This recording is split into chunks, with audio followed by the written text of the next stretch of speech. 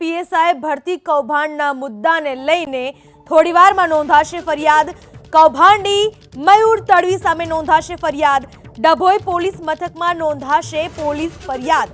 કરાઈ પોલીસ એકેડેમીના આચાર્ય સરકાર પક્ષે નોંધાવશે ફરિયાદ। મયુર તડવી હાલ છે પોલીસની અટકાયતમાં। મયુર તડવીએ વિશાલ રાઠવાના નિમણૂક પત્રનો કર્યો દુરુપયોગ।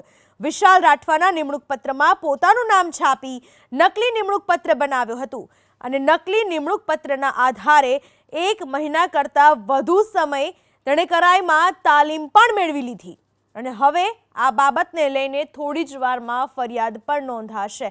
આ વિશે વધુ માહિતી આપવા આપણી સાથે જોડાઈ ચૂક્યા છે અમારા સંવાદદાતા હિરેન રાજગુરુ જોડાઈ ચૂક્યા છે। હિરેન, ભરતી કૌભાંડ સામે આવ્યા બાદ હવે તેમાં કઈ રીતની કાર્યવાહી શરૂ કરવામાં આવી છે?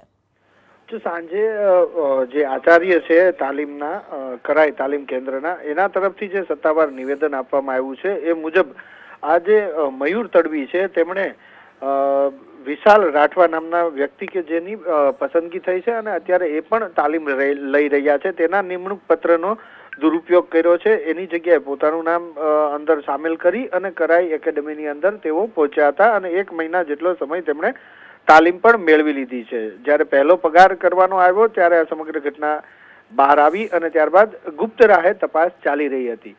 એટલે થોડી વારની અંદર ડભોડા પોલીસ સ્ટેશન આ ફરિયાદ નોંધાશે। ફરિયાદ સૌપ્રથમ મયુર તડવી સામે નોંધાશે અને સરકાર પક્ષે ડભોડા પોલીસ એકેડેમીના જે આચાર્ય છે એ ફરિયાદ નોંધાવે તેવી પૂરેપૂરી માહિતી હાલ સામે આવી રહી છે।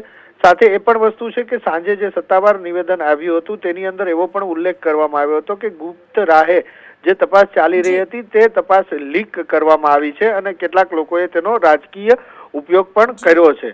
એટલે લાગી રહ્યું છે કે તપાસ લીક કરનારનો પણ આ ફરિયાદની અંદર ઉલ્લેખ હોઈ શકે અને જેમણે આ રીતે રાજકીય ઉપયોગ કર્યો છે તેમનો પણ ફરિયાદની અંદર સમાવેશ હોઈ શકે છે। પરંતુ આ અત્યાર સુધીની ધારણા છે। જ્યારે ડભોડા પોલીસ સ્ટેશનની અંદર ફરિયાદ નોંધાઈ જશે અને ફરિયાદની કોપી પૂનમ આપણા હાથમાં આવશે ત્યારે સ્પષ્ટ રીતે કોની સામે કઈ કલમો હેઠળ ફરિયાદ નોંધવામાં આવી છે તે સ્પષ્ટ થશે।